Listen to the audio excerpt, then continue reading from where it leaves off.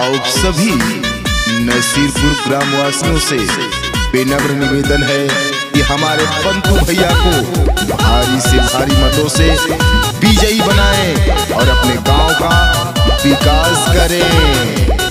पंतु भैया जिंदाबाद जिंदाबाद जिंदाबाद, पंतु भैया जिंदाबाद जिंदाबाद जिंदाबाद। हमारा नेता कैसा हो, पंतु भैया जैसा हो। वोट मांगता नी माई सुना भाई भौजाई घूमी गहुआ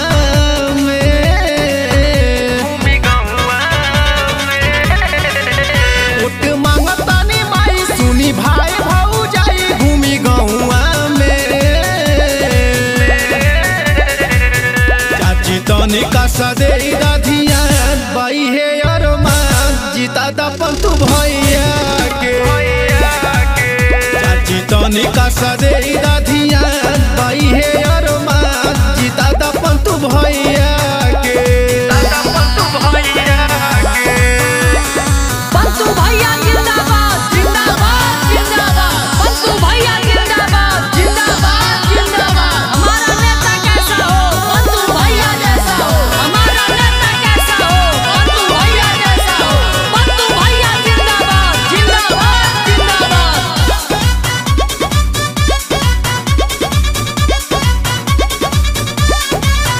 जट पात में सब छुराइल बाटे भाई खुनवा न केहू के बताइल बाटे। जट पात में सब छुराइल बाटे भाई खुनवा न केहू के बताइल बाटे। सुना बहिनी हमार तनी करना विचार, दादी के दुलार मिल जाई एक बार।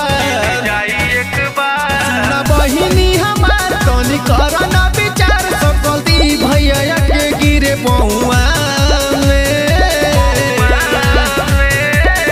तनी का सदे ध्यान बाई है और मान जीता दा पंतु भैया के।